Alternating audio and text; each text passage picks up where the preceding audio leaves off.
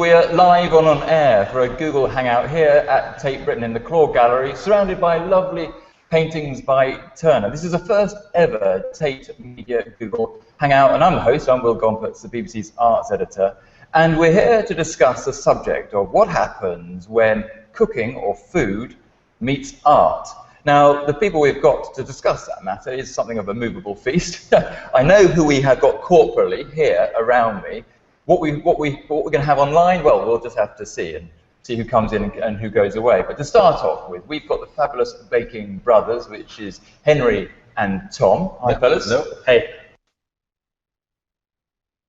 The wonderful Alison Smith, an old colleague of mine when I was at Tate, who is an art historian and specialises in British 19th century paintings. Hello. Hello, Alison. Hello. And then Janine, who is an art historian and also an expert in food, correct? Yeah, food in art and around art. Yeah. Just my question, Janine Catalano, what a lovely name. Why did you ever decide to make that your specialism? I think I find a real visceral response both to food and to art. I actually started studying literature, and I find it's hard to get people to engage with literature, but if you put a plate of food or a painting in front of them, they have to have a response. And so there's something about the combination of the two that is really compelling to me, and I think is a way for people to access other places and cultures and times. And so the combination just seemed too perfect not to do it. Okay. And I think I'm just a glutton. So. Aren't we all, darling? So that's the team we've got in the studio or in the gallery. Online, let me try and introduce the online group. We've got Susan Holton, who is one of the Tate staff, but also a professional baker. Susan, hello. Susan, hello. Well, we have got Susan Holton. Well, maybe we'll come to Susan in a minute. We've also got Emma, also known as Miss Cakehead. Emma, can you hear us? Are you going to say hello? You're going to hang out with us? Hi. Hey, Emma. When did you? I've got another question for you, Emma. Come back to me. Who started calling you Miss Cakehead? Oh, it's a long story. Many years ago. Go on. Give us a short version. I needed to think of a name really quickly, and someone was eating a cake, so then they came up with the idea because I had cake crumbs in my hair, even though I can't bake. You can't bake, or you couldn't bake? I can't bake. I use food as art, but I can't actually bake and create things myself. A bit like Damien Hirst. Okay, and then finally we have got Lucy Dow. Lucy, can you hear us? Hi, yes, can hear you. Hello, Lucy. Lucy, you also, I think, are at Tate at the moment, but you're doing a PhD in food history, is that correct? Yes, I am, yeah. Why? Well, partly, like Janine was saying, I think I'm a bit of a glutton, so it was an opportunity to combine two of my favourite things, which are food and history, so that's why I decided to do it. Fantastic. Well, we'll be talking about your perspective on food in a minute, but before we even start, I would like to, I'm going to try Susan again. Susan, hello, you're going to give us a go? Susan Holton, professional baker, Tate blogger? No, that's Lucy. Nice to see you again, Lucy. No, well, let's crack on. Let's crack on with the discussion and start with you, Alison. So I suppose the basic question is just give us a quick, brief history of food and art. I guess you look at the Western tradition, food doesn't feature that significantly if you're talking about cooking and the actual act of eating. But representations of food, of course, do feature. And if you look at the early paintings pre-Renaissance, they often have a ritualistic or symbolic function, which obviously relates to religion. So you might get the Last Supper, for instance, yes, where you have something of bread and wine on the table. That obviously symbolises the Eucharist. You never see Jesus and his disciples actually eating the food, because that would obviously be to reduce them to a base level. So I think it's quite interesting with representations. Food is often kept at a distance, and this becomes more, I think it intensifies when illusionism comes into art, when artists know how to imitate surfaces.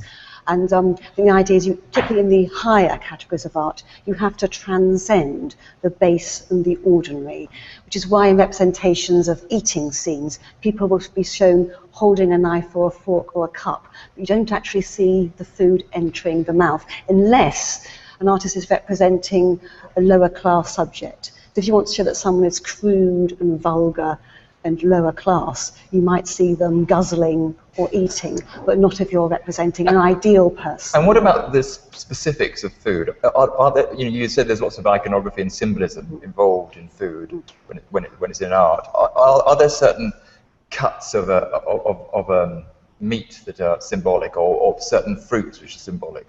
Are we supposed to be able to read different stories into an artwork through the food which we're being shown? I guess an obvious example of that would be the apple. If you go back to early art, the apple signifies the Garden of Eden, temptation, and then it also comes to connote sexuality, particularly female sexuality. So if you go to a scene, even a contemporary painting, of a woman biting into an apple, people will tend to read that, not in terms of, oh, she's hungry, she wants an apple. They'll think, oh, that's to do with desire and appetite, the carnal appetite. So we tend to read the apple in terms of sensuality rather than the actual act of eating. And that's because we've been indoctrinated to that over time. What about, does the apple ever represent knowledge? Isn't that? Yes, it's the temptation, knowledge, yes. Yeah. But usually in art, the apple goes with a female figure, sort of Eve or Venus. Or in the pig's mouth. Yes, on the pig's mouth. On the back of your laptop. So speaks the butcher, is that correct? Thank you for that insight, Henry. Janine, when did art and food and that relationship start to change? When did we start to see artists showing their subjects actually eating food? Well, I think in kind of the Impressionist period, you start to see people more directly engaging with food, so getting out of the pure still life tradition of people sitting in cafes and drinking and having food around. But I think really in the Surrealist period, in the early 20th century with Surrealism and Futurism, you start to get these ideas of people using food, which is something that's very familiar, and having it be subverted into something that becomes disturbing and almost much more complicated than previously thought. So bringing in these ideas, as Alison was talking about, of desire and instinct, but bringing them to a much more direct level. Yeah. So you're saying that everything which was kept hidden or below the surface before now becomes manifest, so the interior goes onto the exterior. Very much so. So just, if you think about that Tissot painting we were looking at before, and I think is now on screen, there it is, which it seems to me takes on from Manet's Déjeuner sur l'herbe, and this whole thing of eating as recreation. They're not actually eating. But they're picnicking. They're picnicking, but you do see laid out on the grass, the soda bottles, the cuts of turkey, the cake, all beautifully painted, so much so that you actually want to have a nibble. There's a nice pie on there as well. But it looks so wonderful because the food is pristine, it hasn't been touched. And it's the moment the food enters the mouth and you get saliva on it, then that feeling of desire turns to disgust. And maybe that's what artists have been dealing with in your period, in the 20th century onwards. There's something very sensual about it as well, isn't there? I mean, it's particularly with that Tissot painting, you've got young people gathered out, they've gone into the park, it's leisure time, there's a lovely picnic. Lord knows how the day is going to unfold. I mean, it's pregnant with all that, isn't it? Yes, with a sense of expectation there. And I think the other thing that painting does, and as does Manet's Déjeuner sur l'herbe, is food is used as a very recognizable and relatable cue. So if you think of Manet's Déjeuner without the food there, it would become this totally imagined scene. But somehow the food grounds it in reality and makes you question actually what you are looking at, because there is this very real world element to it. And I mean, Picasso actually said the same thing, that he used food as a grounding base for jumping off into this total cubist abstract world, and he used that food as a recognizable grounding point for people. So I think it performs that function very much. Henry and Tom, I just must quickly ask you about your own experience with art and food. Yeah. That you work with Tate and respond to work to create a piece of baking off the back of that? Yeah, so we were working with Hogarth, roast beef of old England, the gates of Calais, and it's a great classic anti-French painting. The roast beef, big bit of sirloin right in there. There's a big fat fryer. There it is. Kind of hapless, poor French people, kind of begging in the corner and eating slops. And a Scotsman in the corner there. With his onions. Yeah, it tells a really rich story, but kind of the beef, which is obviously we're known as the roast beefs, and I guess it showed the great produce that was coming from Britain into into Calais, where maybe the food wasn't. So what did you do, boys? So there's a painting. How did you respond? Well, we looked at it and we saw it was when we saw the portcullis. Look, we thought, that's like a big gaping mouth beef burger, obviously. And we made a quick kind of switch from one to the other, and it was great fun looking at a painting and sort of trying to work out what kind of food this might inspire. Also, there's sort of timelessness about it, isn't it? To me, it looks, it's an old painting, but the beef is instantly recognisable as something that we still eat. We still eat. Yeah. A lot of the rest of the scenes. So did you make a piece of baking or a meal off the back of that? Yeah, we did. Yeah. What did you make? So, well, basically a beef burger. Okay. So the bun was kind of like we snipped the tops to give it this kind of crowning, almost like the portcullis, the kind of the bigger jaws coming down, and inside was the beautiful beef, which is the kind of the center of the painting. It's the thing that's the most your eye is drawn to it. So we put a massive, beautiful beef burger right in the center. So when you look at the burger, your eyes are drawn to that juicy, beautiful meat. Great. And also, just as French cuisine has such a reputation, lots of they get influences. Here in this picture, there's British beef, and then perhaps today it would be the modern hamburger. So they are not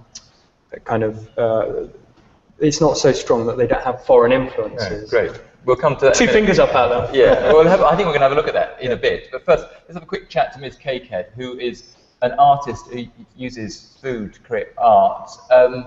Ms. Cakehead, otherwise known as Emma, I should say. What have you created using food? Can you explain to me some of your artworks? So we created a human butchery to launch Resident Evil 6, where we worked with someone called Sharon Baker, and we did a human corpse made out of meat, and we made legs and arms and feet, and then we sold them to the general public. Sounds revolting. Where did you do it, Emma? We did it at Smith Mills Meat Market. Okay. And then people could come down and then they could buy, and it was kind of all sold as human flesh. And then they could come down and buy it and then take it home. So that was for Resident Evil.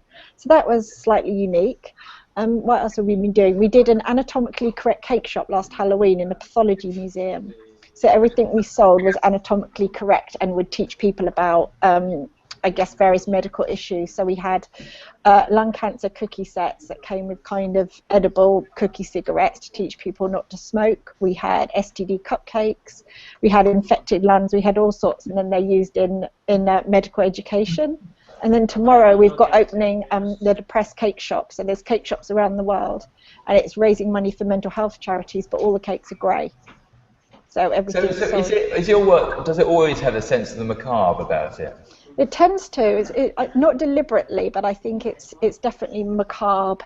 And some of the things I've done that aren't food related, like a blood swimming pool, for example, are definitely very macabre. So I think that's my niche, is doing, installations that scare people.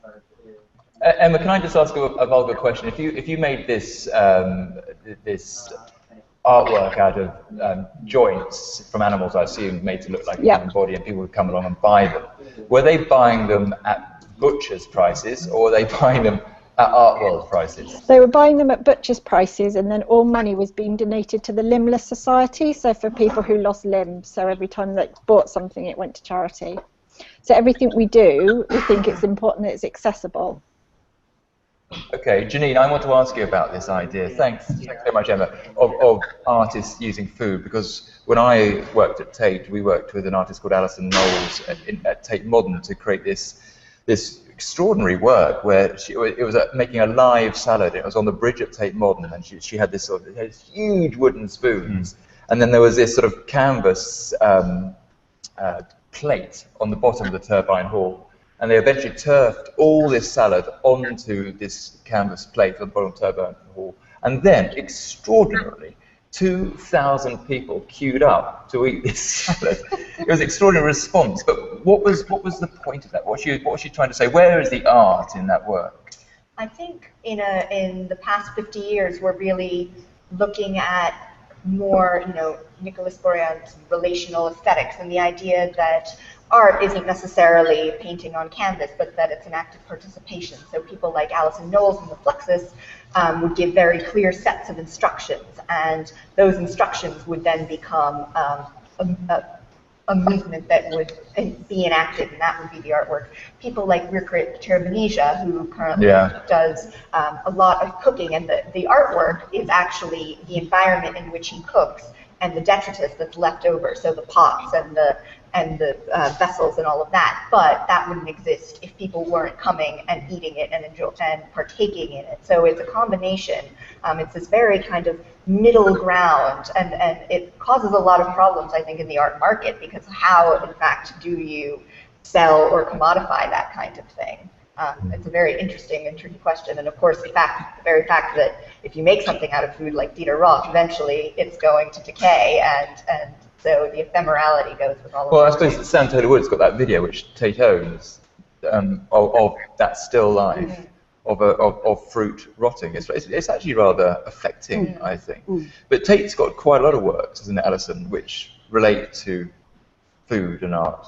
I think, yes, the more closely you look at the collection, all sorts of period paintings come to light from different collections. So there's still life paintings. Here's Nathaniel Bacon. Nathaniel Bacon, yes, which is a wonderful painting, you know, the woman, the market, and all this produce, you know, coming in from the empire, from overseas. So you have, you know, pumpkins, you know, the melons, you know, the carrots. Beautiful melons. Play on this idea of abundance on a sort of, you know, social level, but also on the sexual level as well. He's Well, as I think Tom just pointed out. Yes. Yeah. You can go on about the melons, on all sorts of levels, and there's the wonderful lobster. It's also an excuse for artists to paint texture and to sort of, you know, play on the senses of the beholder. And that one's rather cheeky because he has a very beady eye looking at you, as almost going to sort of snap his snippers at you. So it's and the wonderful, you know, the colour, with the contrast of the brown and this wonderful fleshy pink. And when artists paint a still life, typically of fruit, but in that case a lobster, what's the purpose of the still life? I mean, it's one of the classic genres of painting, isn't it? What is an artist trying to do when they paint a still life, including food? Well, still life, you know, the idea is it's dead. It's, you know, nature mort, I think, as the French called it. It's dead. It's animate. There's no human content in it whatsoever. So you're actually looking at the surface. You're looking at the textures, the interrelationship between them, and also these paintings tend to be very illusionistic, so they stimulate the senses. But at the same time, they usually have underlying them some symbolic or allegorical content. So coming back to the Sam Taylor Wood piece you mentioned, it's a memento mori, a reminder of the ephemerality, the transience of life. And perhaps ultimately they take you back to the idea of the Eucharist as well. You're partaking in some ritual. So they're on the surface, they're just this wonderful display of artist's skill, you know, their talent, but perhaps underlying them, there's some sort of deeper metaphorical, you know, content, perhaps. Lucy, let's call you in. Yes. Lucy Dow, and your PhD in food history. Hello, Lucy. Can you hear us? Yes, I can hear you. Hey, Lucy. What connection have you discovered or explored between art and food? Well, I was looking particularly at the Hogarth that you were talking about, and how it's a very kind of visceral representation of national identity, like you've been discussing, and particularly this idea of beef as a very English way of thinking of yourself, and beef being kind of the kind of English food, and that, you know, there's the French nuns in one corner and there's the Scotsman in the other, and how more generally food is quite often used as a way of representing national identity. And Hogarth, if you look, for example, at sort of Beer Street and Gin Lane, those two quite famous caricatures, and how Beer Street, and they're all happy and they're all drinking good old English beer, and then in Gin Lane they're all drinking this terrible foreign spirit, and, you know, the women are dropping their babies, and how it's also, on that note, it's often a very gendered experience, and it's often, food is often quite seen as quite a gendered way of talking about national identity. But there's sort of sexual connotations in all sorts of food and art, isn't there? Yeah, I think, like you were saying about the apple, and, you know, the connotations with Eve and those kind of associations. But also, I was thinking about representations of art, representations of food in art outside of the Western canon, and how kind of outside of Western art, food is sometimes used as a way of kind of discussing social issues or other kind of problems, or whatever the artist wants to talk about. Okay, and Polly, can you hear us now? Not Polly. Susan, can you hear us? Hello, I can hear you. Can you hear me? Oh, great. Well, welcome, Susan. You've just joined our Hangout. Where are you? I work at Tate, so I am at Tate Britain, as we... But you're not at the moment, are you? You don't look like you're at Tate Britain to me now. Well, I'm hidden in the depths, in the underbelly of the building. But whilst working at Tate on the online team, I also like to make cakes outside of work. I bake cakes, so I thought for this occasion I'd make some cupcakes based on this Edward Butter image. Oh, fantastic. Okay, yeah, we know the image. Can we see your cupcakes? Yeah. If that's not too personal. Well, I can't quite see them. Maybe the world can, but yeah, can we see them? Can people, younger boys with better eyes, can you see those? Yeah, it's a real tease. Yeah. Susan, that's fantastic. How long did it take you to make them? Oh, just whip them up in about, I don't know, Susan? a little while, but yeah, not too long to ice, really quick to ice. I can tell you about the flavour. So based on the picture called the snack bar, when I looked at it, obviously there's some big ham being sliced, it's quite provocative in the foreground there. And so I thought, okay, I've got to get ham involved, but because I'm mostly a baker who makes cakes, I wanted to incorporate it in a way that would be tasty and a bit interesting. And the bar looks to me, it took me a little while to think, oh, that's actually England. To me, it looked like it could be in Italy, somewhere on the continent, looks exotic. So I thought I'd combine Parma ham with a bit of fig and some ricotta cream cheese icing on a lemon cake. And of course, I've got my cup of tea, as the lady does in the background. So basically, Susan, you've interpreted the painting to create a cake you fancy eating. Is that correct? Yes, that's right. I definitely intend to eat these cakes. Yeah, not just for show. Yeah, but it's an. Well, if you're just downstairs, we might come and see you later. Oh, of course. Baker Brothers. Yes. You're a butcher, in fact, aren't you? Yeah. Henry, and you're the baker, Tom. Are you, in fact, art fans? Are there certain works of art which can get foodies like you salivating? Oh. Well, I think like that picture you showed earlier with the kind of cornucopia of vegetables and stuff on. I mean, the Nathaniel Bacon. Yeah, it's easy to look at that and think, wow, great soup followed by a fruit salad, with good company, obviously. But I think there's something about what we do every day, making stuff. People eat first with their eyes, so we're interested in making it look great. And whether that be in our window displays of meat or great piles of buns, it's the same kind of thing. So it's sensual. Yeah, sensual, yeah. And being good at it is necessary for us to succeed and get a cue. It was like you were saying about the point of just getting to the eating bit, and then it's vulgar once you've started eating. I guess in our shops, like Tom's saying, it's the more beautiful you can make it.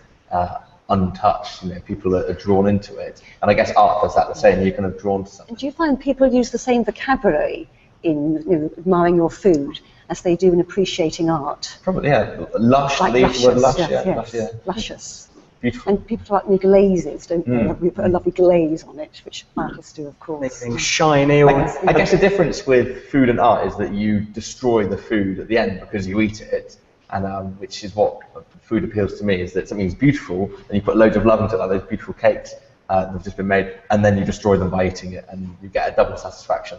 There is an interesting thing about language and food and art, and which words travel and which words correspond, and because people do talk now in much more aesthetic terms about art. But what we're going to do now is we're going to look at what you created for Tate when you responded to the Hogarth painting. So let's have a look at the BT.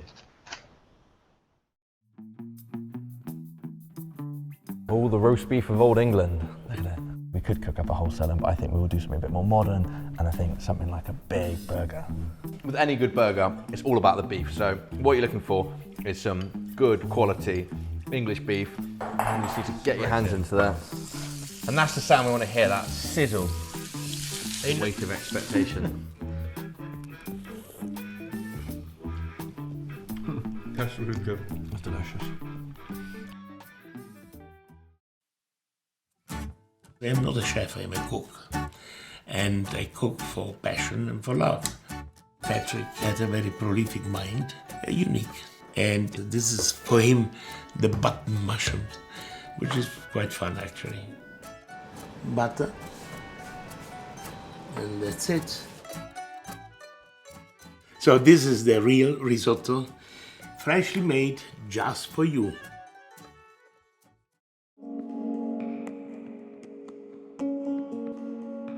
The tones, I think that's what attracted me at the beginning. It's not like some of his other paintings, which are very dynamic. The brushstrokes are crazy, it's quite calm. I took away some inspiration. It's quick pickled sardines, the colours, the smell of the sea, it's all in this dish, super easy to make. I think there are a lot of journeys with Turner's work, and that's something I like to do as well. My dish, inspired by the great painter of light, quick pickled sardines. Welcome back to this live Google Hangout at Tate Britain in the Claw Gallery with the Turner pictures and the fabulous baking brothers, Alison Smith and Janine Catalano. Janine, what is your favourite example of a great work of art in which food is part? Oh, well, I think it has to be the Dali autumnal cannibalism that's in Tate Britain. And it's just this, I'm sorry, it's in Tate Modern, and it's just this wonderful scene of these two figures kind of devouring one another. It's quite abstract, but you think of cannibalism and you think of, you know, angry and violent, but actually this is very languid and delicate and almost respectful. What's this work? Called Autumnal Cannibalism by Dali. Wow, I love it. Yeah. I don't even know. I've worked here for years. I don't know their work. Do you know their work, Alison? I do, yes, yes. And what do they do? Is it one of these very small paintings? No, it's about this big. Right. And it's these two figures in a landscape, very abstracted, but devouring each other very politely with spoons and knives and forks, and they're just kind of taking nice, tidy bites of one another. And it's this, it's almost, again, this idea that the Surrealists were playing with of being of playing with those senses and being simultaneously compelling and attractive, but also repellent and revolting, and the duality of it. And I just think it's such an interesting play of the idea of food and food turned flesh and flesh turned food. And it's also a commentary on the kind of Spanish Civil War at the time. It said that the two sides are kind of eating each other to no benefit. So I think in that way, food, it becomes, it's not food per se, but it becomes the act of eating and consumption. And there is food in the painting, and they're ignoring it entirely. They're eating they have themselves. no interest in the apples. They've gone or for the the long beans. pig. Yeah. Miss Cakehead, let's bring you back in, Emma, because you're a woman who's interested in cannibalism, as we gathered from your last artwork. What made you start to work with food as a way of expressing yourself? Well, you know, my job was as a PR creative director, so my job was to engage people with a project or whatever event I did. And my first one was actually an edible art exhibition. So I got people like Pete Fowler and Stuart Semple to design cakes. We then displayed them as art, and then on the third day we let people in and they could eat the artworks, because I wanted it to be a valuable work of art but also a cake. So from that I realised that if people can kind of eat a work of art, then they instantly engage with it. So I've kind of built from that initial success, which was an edible art exhibition, really.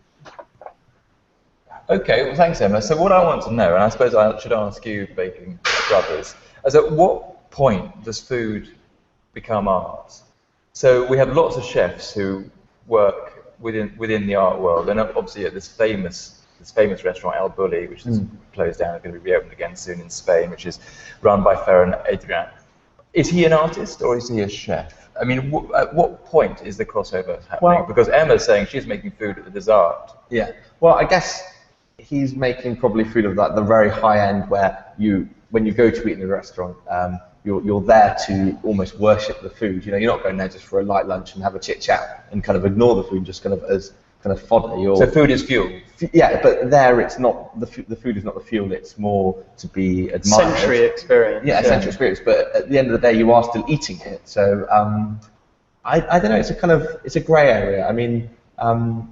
What do you think, Janine? Well, Ferran Adrià very much himself says he is not an artist, he's a chef, but he was included in Documenta, the massive contemporary art exhibition in 2007, and people actually were flown out to Roses, Spain, to experience the restaurant in situ. So it's very much about, as you were saying, not food as fuel, but about the entire experience and the sensory pleasure. You don't go to a place like El Bulli or to the Fat Duck because you're hungry. Yeah. You go because you want an experience. Sensory experience. It's theatre as well, though, isn't Exactly. But you could make a meal, and then you could say it's a work of art. It doesn't have to get eaten. I'm thinking about an artwork that Tate owns, the Anthony Gormley work, where he's got something like 8,500 slices of white bread, toasted them, eaten chunks out of them to the shape of his body. It's called bed, I think. And presto, you have a work of art. So he's done both. He's eaten the stuff and he's made a work of art. If he wasn't intending it to be eaten, then maybe it's art, but because it's used the food as a vehicle to make art. Whereas if you're intending it to be eaten, then maybe it's not art, it's something to be enjoyed and delicious. And Lucy, do you agree with that? I'm thinking actually of the Atakadir that uses the couscous and how, it's definitely using a food product to make a work of art, and the extent to which you can say, just by when you make something, you make food, you're not actually also trying to create something beautiful and something artistic, whether or not you eat it in the end. I still think there's an element to which you're indulging or engaging your creative faculties, so there's an extent to which it's artistic. And what's the crossover point? At what point does food become art, or vice versa?